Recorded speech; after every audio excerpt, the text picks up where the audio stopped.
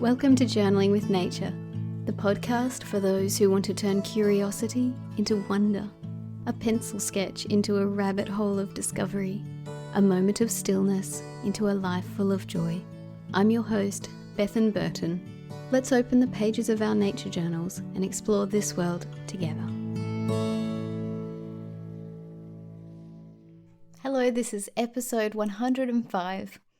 Firstly, before we begin, I'd like to extend a big thank you to those supporters who have recently joined me on Patreon, and of course to those patrons who have been supporting the show for some time. It's with your support that I'm able to continue putting out these podcasts, and I'm incredibly grateful to you. So today's guest is someone who I've known online for a while. We've co-hosted some online meetups along with Roseanne Hansen for a group called the Sky Scapito Appreciation Society, and we'll talk more about this during our conversation. My guest today is Deborah Conn. Deborah is a nature journaler from California and a dedicated member of the nature journaling community who brings kindness and care into her interactions with others, aiming to foster nature connection in those around her. In our conversation, we talk about lots of different topics, including the importance of mentors, combining science and art in early childhood education, nature journaling as a tool for processing grief, and the rush and buzz of making discoveries in nature. Let's listen.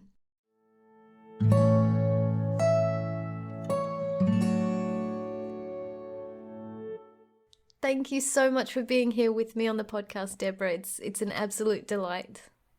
I'm so excited to be here, and I have followed you from the time that we had the U.S., Australia, and Japan Pan-Pacific.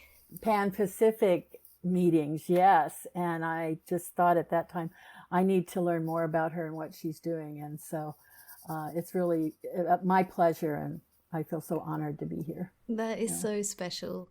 I would love to talk to you about your stories of your childhood in nature. You said to me one time that you were allowed and supported to explore your curiosity at a time when girls weren't supposed to enjoy getting dirty and roaming around in the hills. Can you tell me some stories about that time for you? I sure can. And you are exactly right. That wasn't the thing then, although I didn't realize it because of the way my family raised me and the things that we did together as a family. I was thinking about this the other day, that my earliest memory of noticing nature was sitting and peeling pieces of mica apart. And I'm not sure if you're familiar with the mineral or if your audience is, but it's like in sheets. And they used to use it for glass panes in stoves and things like that. Or they weren't glass, they were mica panes. Anyhow, so I was peeling sheets of mica that my grandfather or my grandmother, one of them, had brought home from the mica plant or the mine. My grandfather worked in the mines in South Dakota in the Black Hills. And my grandmother for a time worked in the mica company, and they would cut the sheets of mica apart. So they brought home some odds and ends for me to play with and the other kids to play with. And so that's one of my very first memories. And I was about loving science and loving nature. And I got to spend a lot of time at their house. It was a log cabin in Custer, South Dakota, in the Black Hills, and it had an outhouse. It did have water, but it had just a big potbelly stove, and it was built up against a mountain side or a hillside. I called it a mountain, and I got to play there and just run around, and so did my sister. And I was a naturally curious child, so everything just piqued my interest, whether it was gooseberries or it was cactus plants or all these minerals that were in the hills there. Things like tourmaline and So I would take these rocks, and some of them my grandfather would bring home, like rose quartz and feldspar and stuff, and I would organize them and I would categorize them. And it just was, for me, I mean, I didn't need Legos or, plastic toys. I had these earthy, natural things to play with.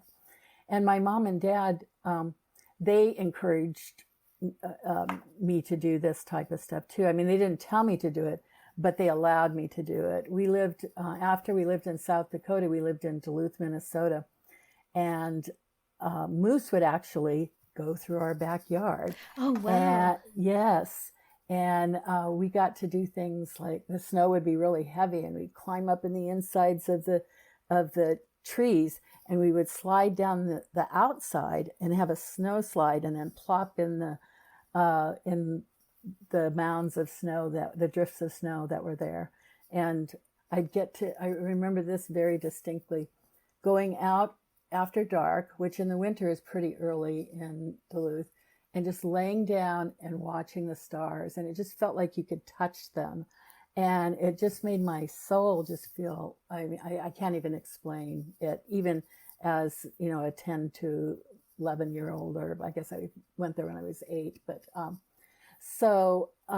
also during that time, my father, he helped me build a radio and do things like that. So anyhow, we had lots of science experiments. One other thing, when we lived in Custer, my father was going to school, and I would get to go get the mail. And above the mail boxes was a museum, and I would sneak up into the museum, and I would look at the phosphorescent minerals, in the dark room, and they'd have a black light on them, and the giant skeletons of dinosaurs. And it wasn't until years later I fessed up to my mom and dad that, I used to sneak in there, and I thought they'd get annoyed, and they didn't at all. They just laughed and they said they weren't surprised. So anyhow, so I could tell lots of other stories about wondering why, for example, when we jumped rope, the night crawlers would come out of the ground. Oh. And so we would speculate, do they think it's raining because of the pounding? Are they annoyed and they want to get away from the pounding? Or, and so I would have discussions with my mom and dad about, what causes that. And they really encouraged us to think and didn't necessarily give us the answers to things. So anyhow, so I had lots and lots of those kinds of experiences. I love that. What an amazing foundation for curiosity, science, geology. How fabulous that you had all this introduction to geology and you were exploring minerals and rocks. I love those stories. Yes. Well, thank you. It was it was delightful as a child to be able to have those experiences. Tell me about mentors. So your parents were obviously mentors in their own quiet way. Mm-hmm. What do you feel about that idea that we can pass things on to each other, especially younger people? I think that there's a lot to it. And I think a lot of it is by example. If the people themselves are interested and curious. One of my other grandmother on the other side, she had been a teacher, and she was always sharing things about the plants she was weeding, or her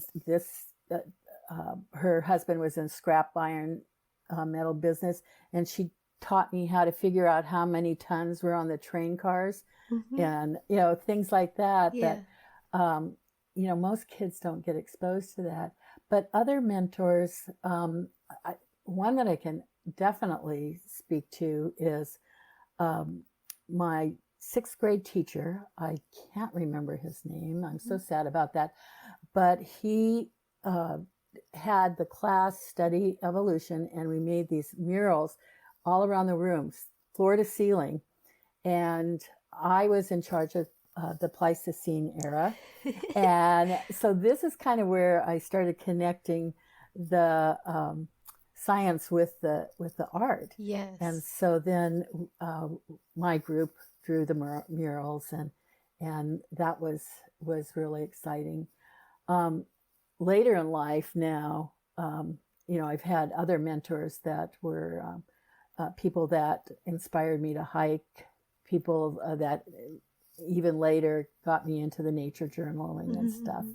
And, but yeah, I've always felt very fortunate to have all those experiences. Yeah. And in your career, you sort of then took what you just explained, the science, the art, and you helped give hands-on workshops and college courses about including art and science in early childhood curricula. Yes. And I'd love for you to talk about that, how that unfolded. Well, one of the things that I am is a collector, and so I collect all. If this was video, I'd take you around my office and show you the things that I've collected. So I chose early childhood education because my children had gone to a cooperative preschool, and I just fell in love with it. And there, we each had to have a task, and my task was to take care of the science area. And I thought, this is just up my alley because I have all these boxes of bones and shells and rocks and I mean just all sorts of things. Yes. And so I got to be known as that. And then when I went out in the field to get a job, it's actually one of the first jobs that I got was it was working special ed in the summertime. And one of the interviewers asked, they said, well, I've heard that you're into science. We haven't had any science here except for a potato bug in the urinal. And I said, oh, what a great thing for, for the kids to study. Does it float or sink? How does it decompose? And I gave them a list of things and they said, you're hired, so. But, yeah, I've always loved it. And then people started, I wasn't even planning to teach about it, but then I have done a lot of workshops over the years and then classes. And I recently just had someone tell me, classmate from 50 years ago, tell me that how much, what an impact the science workshops and training had done in the community. That made me feel really good. Yes. So, and some of the activities that I included were things that intersected with art. I mean, art is science. And so, and a lot of drawing for literature too, not just having the bug there and looking at it with the magnifying glass, but, write in your journal or on your page or paint the bug and then talk about it, do dictations to the teachers. So, yeah, that's fantastic. And so it sounds like you've been combining art and nature for a really long time. I wonder about specifically coming to nature journaling, how that happened for you. Well, that was very fortuitous. It was right before COVID, and I actually had wanted to, we were hiking a lot. We were hiking every day during the week, my daughter and I, and then on weekends, my husband and daughter and I would go hiking to places further away or longer hikes. And I wanted to journal about our hikes. And so I got this lovely journal and I took a class signed up for a class at the community college, and it was called botanical painting.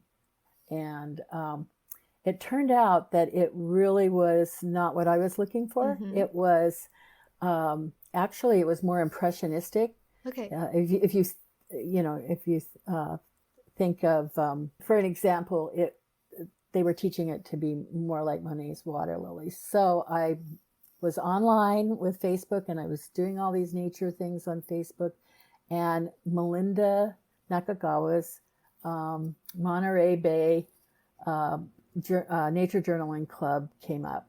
Wow.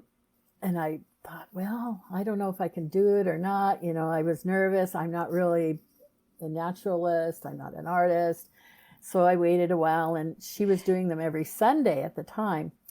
And so I finally got up the courage to join, and it was just marvelous. It was just exactly what I had been wanting and looking for. And so I started following her for a little bit. And then my husband got ill, and I had to take a break for a while. But I continued doing the little bit that I had learned while I was by his bedside. And that was 14 months. And but it even if I just went out in the backyard into my garden, or saw the fly in the window or whatever, they became my subjects, and I just did the little bit that I had learned from that. So that's how I got in. Yeah. I'm so glad you found Melinda as your first Yes. point, because she is so good at encouraging people to make little steps without fear and without judgment, and just to embrace the curiosity without worrying about the other stuff. She's a perfect introduction to it, isn't she? She really is, and I am so glad that I met her. She didn't push. I started out with pencil, and I stayed with pencil for about a year. Mm-hmm. What I forgot to mention was my husband did die in December of 2020, and then I picked things up on a more regular basis after he died, a couple months after he died. And so Melinda's approach of not just your head and your hands, thinking about it and drawing or writing, but then the heart piece too really spoke to me. And I became a big fan, and it was a very gentle way. She didn't push me to go on to ink or paints or anything. I got to do it in my own time. So that I appreciated her for that as well. So. Well, if you feel okay about it, let's explore that idea of using the journaling process to express and explore emotions, because I know caring for your husband during his long illness, and being isolated from nature, and then coming to nature journaling again, there's something healing in being able to explore that through the journal. And I'd love for you to talk about that if you feel okay to. Sure. Absolutely. I felt it was a large part of I don't want to call it a healing process, because I don't believe you heal from grief. Yes. Grief is there. It's just different. Yeah. And so I found, sort of unconsciously, I was drawing things and learning about things that almost always seemed to have a link with him. For example, one, I think it was a 2-page, it was a 2-page piece in my journal, was about this dove who had lost its mate. And the poor thing was going around cooing and cooing and looking for his mate, and they mate for life. And it just, that really, I really felt that very deeply, and thought, I know how this dove feels. And I ended up writing a poem, or maybe I quoted a quote, I don't remember, but I wrote about the dove's journey. But at the same time, the scrub jays were building a nest. And so I was watching both of these, here's the end of life, and here's the beginning of life. And it just was a reassurance for me, as, that life and nature goes on. And it just really spoke to me. Another, I'm thinking of another, actually it was a couple journal pages. We had some trees we planted 25 years ago, and the trees were Leland cypress, and they were starting to die. And we even knew this before my husband passed away. and we were hoping we could hang on to them. So I had them trimmed, and I wrote, again, a journal, a couple pages about the Leland cypress, what they were going through physically, but how much they had meant to us. And it was sort of a thank you, Yes. Thank you for providing the shade, and thank you for providing the windbreak, and just recalling these things, but then also giving thanks for the cypress trees. When they did have to finally be cut down, I every day I journaled about where they were at in the process, and so I have that. Again, it's linked. I'm not quite sure how to explain it, but kind of the process with my husband's decline, and here now is the end. So yeah, and even documenting that gives you a chance to focus on that feeling, and it also gives you a chance to honor and give gratitude for that experience. Yes. And in doing that, even though it's about the trees, it is also about your relationship and your life with him. And yes, there's some subtle things in there that happen inside us that even it's hard to put words onto, but it is its own process. it really is. Yes, I would agree with you. And even now, if I go back and look at the pages, I might think of something different, or in addition. I don't mean different, but yeah. So yeah, thank you for sharing that. yeah, it's a moving thing, and I'm grateful for you talking about that. thank you. As I said a little bit ago, we did all these hikes, and now when I go back to those same places, there's those recollections and those connections there. And when I go to new places, it's exciting, and I think that I want to share this with Bill. Yes. And so maybe he's looking over my shoulder and watching the nature journal. Yeah, I was just thinking. I was just thinking that same thing, that it's beautiful to have those memories attached to those places that you shared together, and then putting them down is almost like a way of showing him your new experiences now. That's wonderful. Oh. Can you talk a little bit about the environment where you would hike and the things you would see around you, what nature looks like? Where I live, it's on the central coast of California. And if people are familiar with the map of California, it kind of goes down, and then there's kind of this bump, and it's Point Arguello, and then it cuts into Mexico. I live right on that point there. I call it the elbow of California. In any regard, we have a Mediterranean climate here.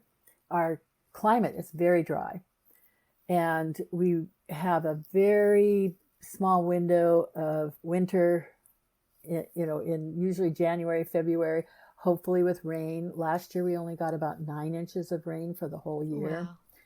Yeah, we're in an extreme drought. And our hills are mostly chaparral.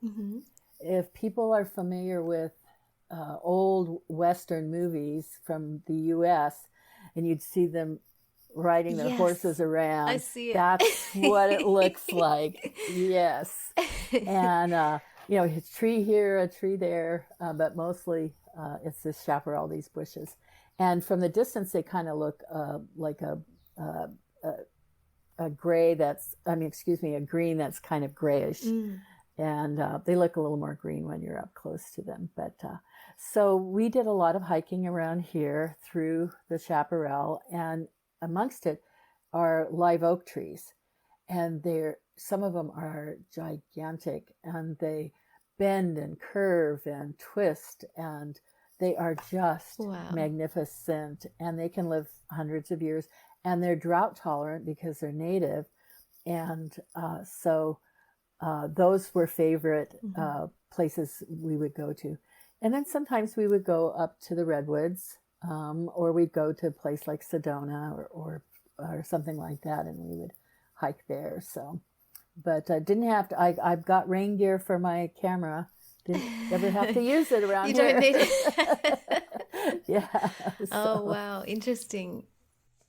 I would love to talk to you about finding, so you found nature journaling, came to it through Melinda, and then it's sort of grown as an important part of your life now. Mm-hmm. I wonder if you could talk about the community that comes along with that, because the nature journal community is such a valuable thing for all of us. Yes, it is. And I don't like to say I found my tribe, because I don't like the connotations of tribe today, but I did feel like I found my place. And it's incredible that there's people who have written multiple books, or they've sold lots of paintings, etc. And then there's beginners like me, and nobody judges anybody. Yes. Everybody just encourages everybody. And it is such a safe place to share your work and your thoughts, and you ask questions, and somebody's always there, ready to give you, what their thoughts are, but they're done in a very non-judgmental way, and that's so nice. I began following. Actually, I did the International Nature Journaling Conference. Yes, and I did see you there, and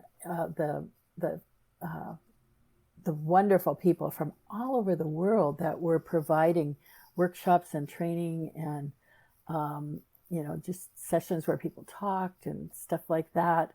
And so it's like a constellation, sort of. If I were to use a metaphor, that I would find one group or one person, and it would lead to the next, and then it would expand out. And a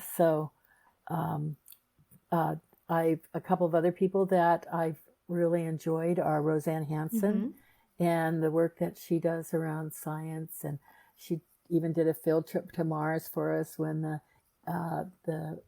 rover landed, and she shows how to make paints or pigments from different sources, whether it's plants or minerals. Ivea Moore, and her botanical drawing or journaling class on plants that you eat. And recently I discovered a woman who is Tricia Nichols, who does, she puts her insect collection, she's an entomologist, and she puts them under the microscope. And so we get to draw from her. Yes. And so it's really led, to other people, and each person or each group has given me something else that's enriched my life. So that's wonderful. And I agree. I love that idea of finding someone, exploring their work, and finding the next person, and that interplay and that exchange of information and ideas and energy, enthusiasm for whatever that person's into, where, be it insects or together. You've been part of creating the Skyscapito Appreciation Society. Yes. That was an outgrowth of the international... Wild Wonder Nature Journaling Conference. Oh, was it the Wild Wonder one? And then, yes, you, Roseanne, and I were talking about the different clouds and how much we loved them, and weather, and then we decided to form a group, and that's been really neat too, because one thing about that one, for people that haven't heard of it, is that it's not a workshop or a training. People, we do have a topic that kind of leads what we're going to talk about, and people bring their own thoughts. They can share their work or not share their work. And I have learned so much. I mean, I knew really nothing about painting. And so I've learned so much about different paint supplies and that. And I didn't mention earlier, but I have graduated from colored pencils and ink to painting now. And so I those places and that community, or those communities, get all the credit for my growth. You described to me one time, you talked about the metaphor of metamorphosis and how you're sort of going through the stages of development through your emerging as a nature journalist. Do you want to talk about that? Sure. I think what I said was that I was a dung beetle larva. So that I wasn't an egg anymore. I had made this leap into actually using pen and paint, and that I hoped I would get to the pupa stage soon. And because, of course, then we know at the end with the metamorphosis, you're complete. So I don't know if I'll ever be complete, and frankly, I don't know if I ever want to be, because I would hate to take that away. So. Yes, well, I thoroughly agree with that we're all always growing and changing, and that you wouldn't want to get to the end because you don't want it to end. Exactly. Something you told me, I just thought was so delightful. You said sometimes in a class you described it as playing the role of the novice, so that you can support other people and ask questions, sort of preempt and support others in their questioning or help them feel comfortable to be the novice. Can you talk about that? I just love that idea. Oh, thank you. I know what it feels like to be one. And so based on those experiences, when maybe the group gets quiet or the leader asks for a volunteer or something and nobody pipes up, I'll go ahead and say something to help people feel comfortable. And I will usually say, I'm still a novice myself, or I'm a newbie myself, and this is where I'm at. And I think, or at least I hope, it helps other people to feel comfortable. And like, I don't want to say bad work, but something that I wasn't happy with, I'll share that. And for instance, I used too wide of a marker and it just bled all over the page. And so I'll show that, and letting people know that everybody, it doesn't turn out perfect the first time for everybody, and maybe never will be perfect, but yeah. So that's a very loving and supportive and kind way to encourage people that might need encouragement. It's beautiful. Well, thank you. Thank you. So as you go through these stages of transformation in this metamorphosis, have you noticed changes in what you're journaling and how you're journaling? Do you notice the changes in your journal as you go along? I have. I mean, I do. First of all, I probably experiment more. Secondly, as I mentioned in the very beginning, I've always been very curious. In fact, my husband used to joke he would take his walk and then he'd come back and get me, because we'd have to stop for every snail and every butterfly along the way. And so he wanted to get his heart rate going. His exercise. Yes, his heart rate going, exactly. So, but I have taken more risks and experimented with more things. For example, drawing or sketching with ink without any pencil first. That's been something that I've done. And also a wider variety. I really like looking at things and dissecting them and seeing what's inside. Yeah. So I've been doing a lot of that. And with that, I got the little microscope that you introduced me to that has a light on it, so I can see, the spores of the mushroom or whatever I'm looking at. So I've gone deeper that way, but I've also been broadening and looking at landscapes as a whole, or the mountains or the ocean. And that piques my curiosity in terms of what is the evolution going to be, or has been, for that piece. Yes. And sometimes I'll look it up, and especially as you know, I like the geology, and I'll find out what happened. Was this because of glaciers, or just erosion, or whatever?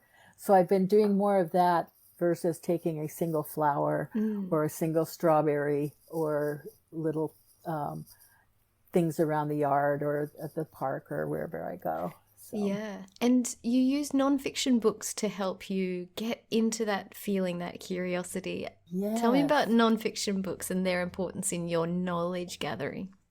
Well, I'm quite a reader, and so I always have, I'm a simul reader, actually. I always have more than one book going on at a time. But I prefer nonfiction over fiction. And a lot of the books that I've read are things probably most nature journalists have read, like nature drawing nature journaling, drawing and journaling by John Muir Laws, yes. And Claire Walker Leslie's book, Keeping a Nature Journal. Yes. So I have things like that are sort of the how-tos. But I find that it's books like E.O. Wilson's Anthill book that I read, and it got me really interested in ants and their communities, and just how they organize and communicate, and so now when I see an ant, I'm just yes, I got to look at this closer here. Get out my magnifying glass. Finding the Mother Tree was given to me by a friend who's a biologist, and talks about all the mycelium that connects the trees. And so I was digging in my trees in my backyard and seeing what I could find. I've seen it before, and I've seen it in my compost heap and stuff. And so that was an instigation. The Invention of Clouds is about Luke Howard and his life story. And it's really incredible that this man came up with a system for naming our clouds that we mostly use today. And hearing about his life and what changed and how he changed his theory over time. But then when I've always loved clouds and weather in general.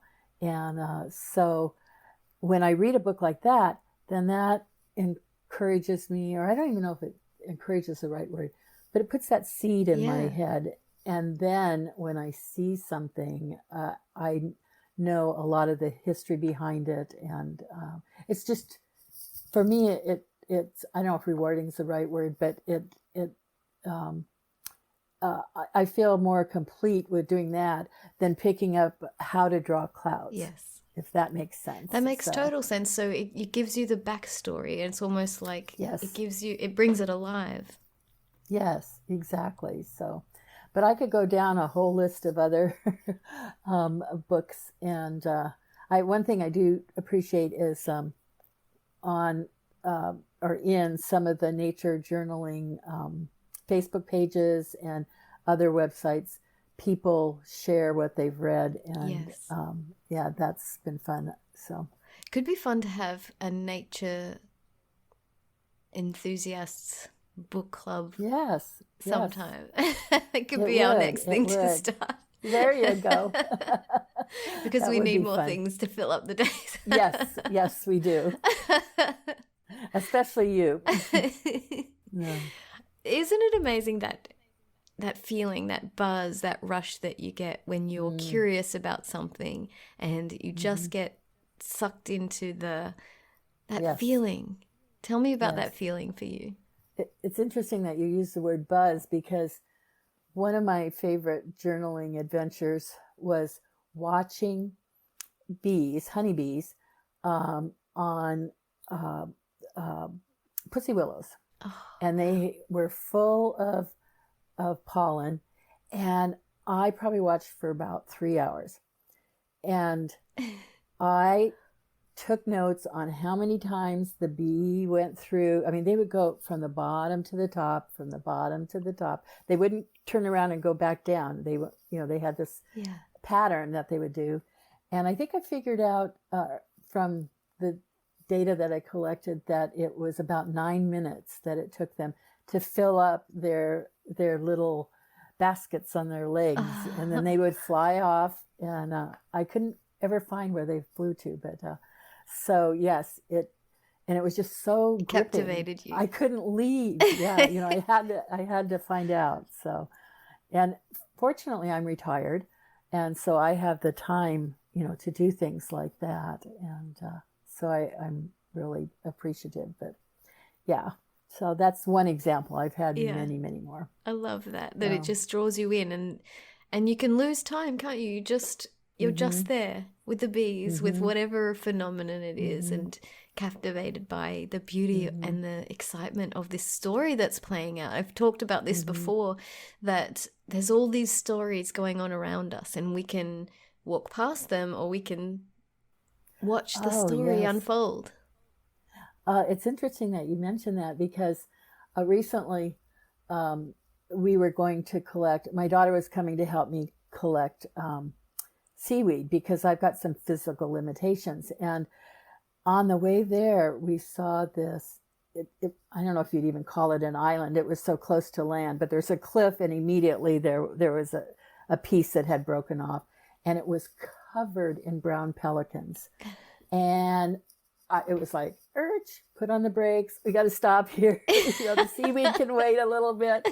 And it was just amazing. And so we watched, and they're flying and searching for they're trying to fish and things like that. And there was one, when they're sitting there, they look like pterodactyls or pterodons, and with the way the bag under their bill is curved, and their wings are tucked in.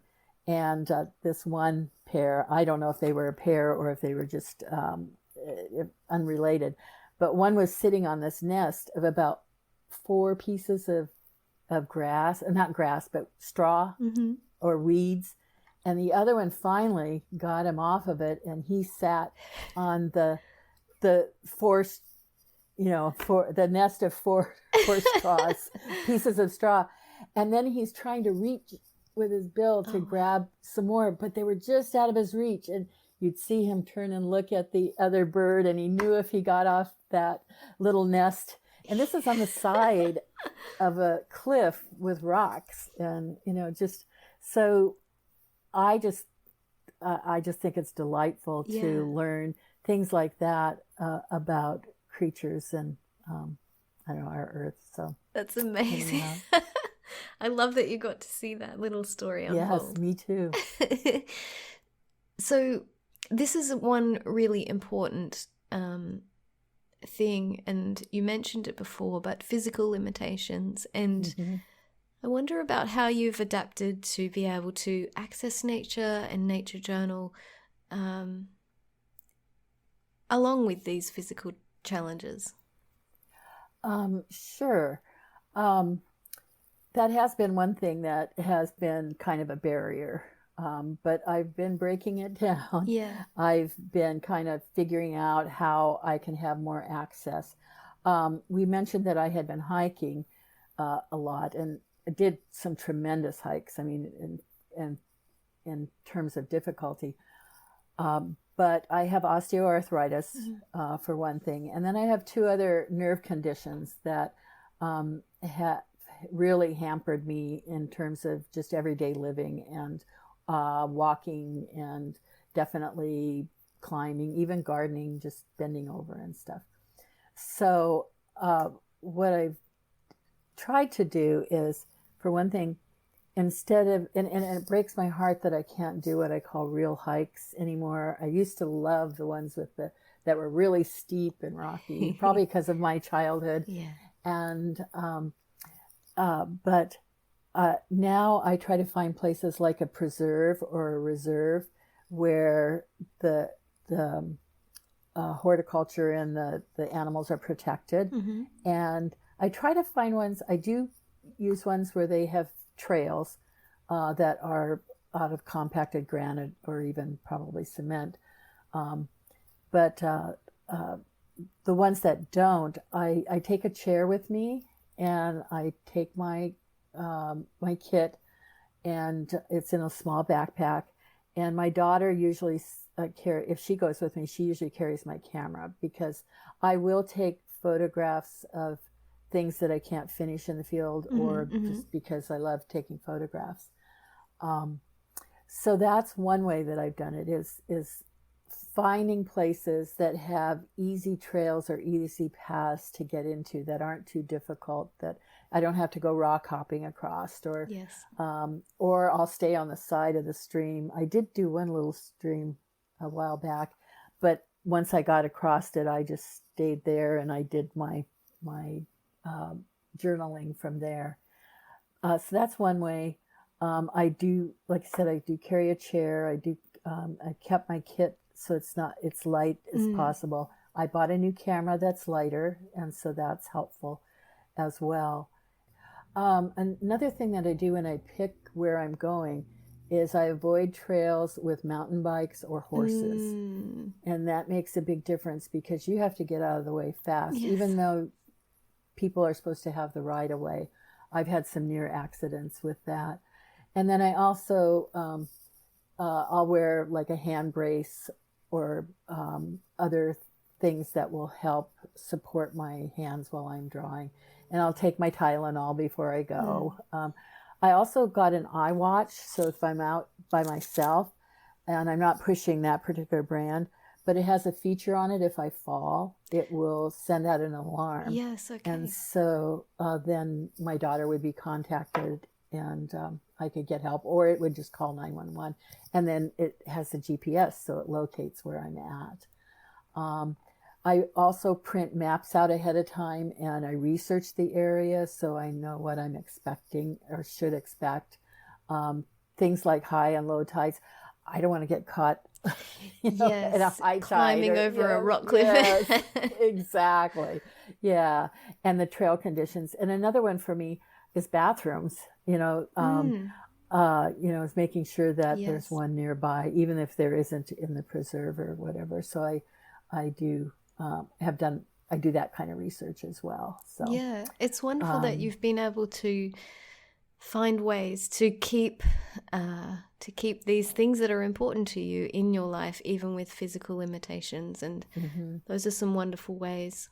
And I think that it's really special as well that the community connecting online has helped people with all sorts of physical limitations to access nature through this different medium. Yes, exactly. And like when I was here all the time during COVID, and then also with my husband, and he had to be isolated. It's definitely a way for people to access nature journaling, and then people give suggestions. Like I know one of Melinda's, I don't know if it's a famous one, but I've heard her say a couple times, is look in your refrigerator if you want to, explore a plant or something. Yeah, I found some really wonderful things like in the corner of my home or in the corner of a windowsill. You can find spiders there or little or all sorts of insects, and there's lots of things close to home. And I love that we are, as a community, generating different ideas of how to access nature, whatever your ability is and whatever your limitations are. Yeah. There's a book that I listened to, and it was just so charming. It's about a snail, and it's about a woman who, for whatever reason, yes. I know this book. Do you know what I'm talking about? Yes, okay. The Sound of a Wild Snail Eating. Yes. Yes. I read this when I was very physically limited, and it helped me so much. It's about a lady who's ill, and she gets gifted a snail in a container, and she looks after it, and she listens to its eating, and she watches it again watches its day unfold and connects with the snail is very charming, as you say. Yeah, let's put that in the show notes for this episode too, so that people can access that.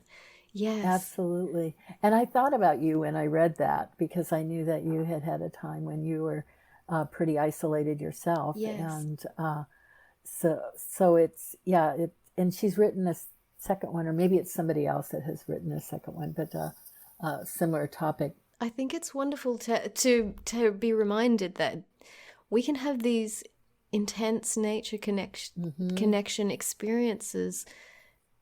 We don't have to go to Nepal or wherever, the furthest place that we can imagine. We can have that when we closely observe something really in our surroundings, very close to home. Absolutely, yes.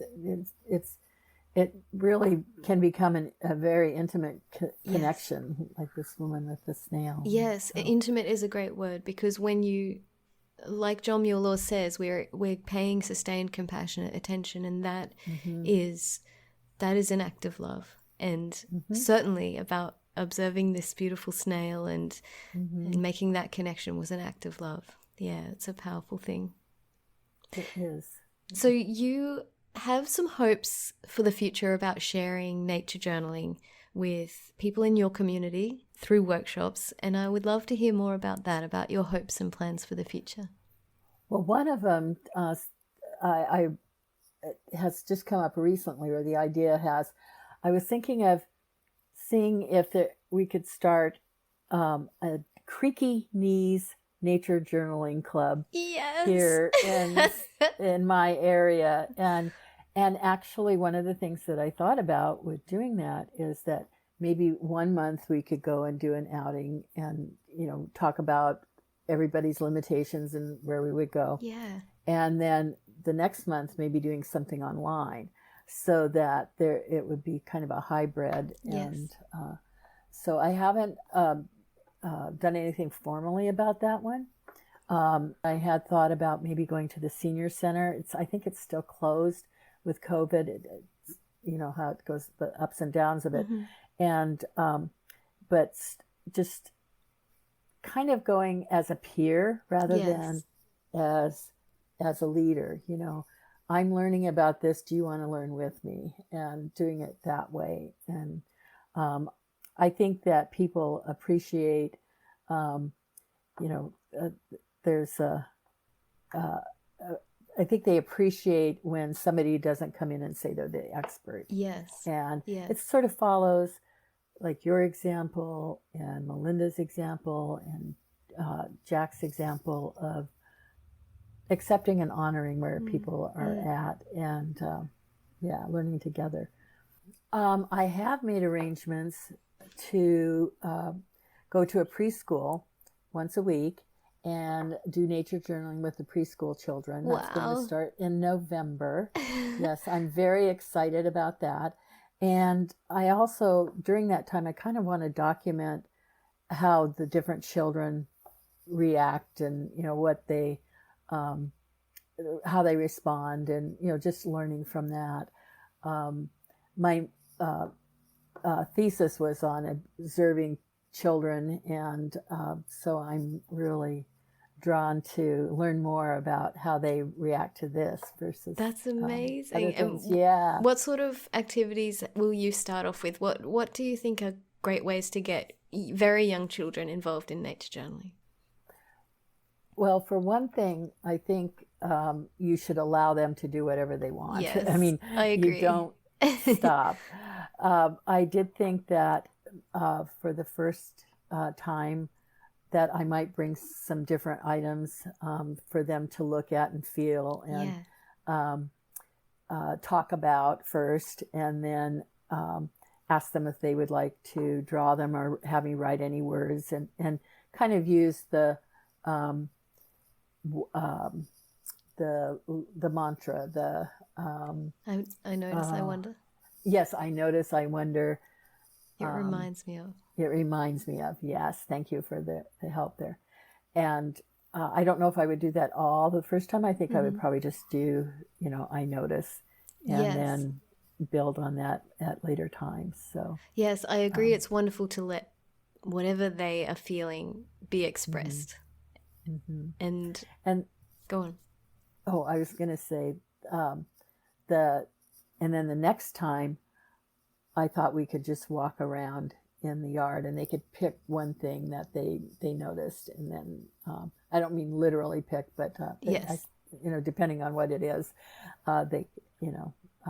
then we would go through the same thing again. And so that would be sort of the start off for the first couple weeks. I'm excited for you. This is a very, very amazing thing to start, an initiative to start. Yes. And there's a lot of people that share on teaching nature journaling to children online, but most of it's elementary school age. Yes. So there's some that have been younger, but so this will, and I know the stages of art development and writing development, and so I won't have inappropriate expectations for the children. Yes. One thing I noticed is that children of that age always paint on themselves. Yeah, I always take watercolor, and they love to paint their own bodies or paint stones or grass. My son used to paint the grass. yes. And that was fantastic. And sometimes they don't even care if there's paint. Yes, just a wet brush. Water, absolutely, absolutely. Leaf rubbings are great for that age. Yeah. Sensory exploration is so fabulous. One idea that I gleaned from the John Muir Laws' Educators Forum was to have a little bag that you could put things in, and then without looking, just touch and feel and experience that object with their sense of touch, which is a really cool thing for that age group. That would be really fun, and also probably interesting for them because they're so used to just looking at yes things. Exactly. So you have a family gathering coming up, and I just was so touched to hear that you are preparing a gift for the children at the gathering. Can you talk about that? Yes. I'm going to Arizona to visit my aunt, and one of the days they're going to have a family picnic, and families from all over the place are going to be coming, and she has 4 children, and then there are a total of 13 grandchildren and great-grandchildren that are still children. They haven't grown up. So I'm making, in the process actually, of making kits for them, nature journaling kits. So I'm sewing the kits. I'm making these bags, these drawstring bags, and then inside they'll have watercolor paints and a watercolor brush. They'll have graphite pencil, an eraser, and pencil sharpener. And then I'm getting, or I've already gotten, little microscopes for them. And for the younger children, they kind of look like a monoscope versus a telescope. They're kind of that size.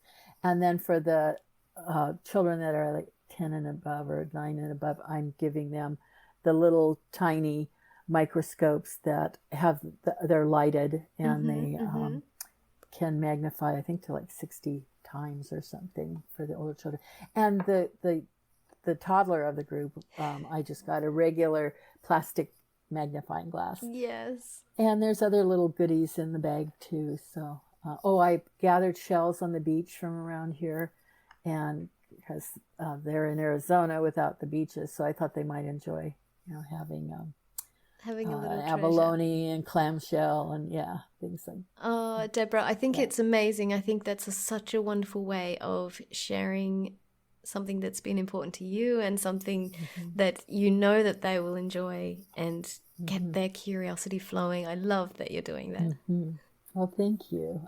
Thank you so much for talking to me today. I have enjoyed our conversation so much. It's been really wonderful and warm and touching. You're so sweet. I have enjoyed it as well, and you make it easy to talk to, and I probably could have talked for 2 or 3 more hours. So. It's been a delight. you brought up lots of good memories for me and things that I need to pay attention to. So Thank you. You're welcome.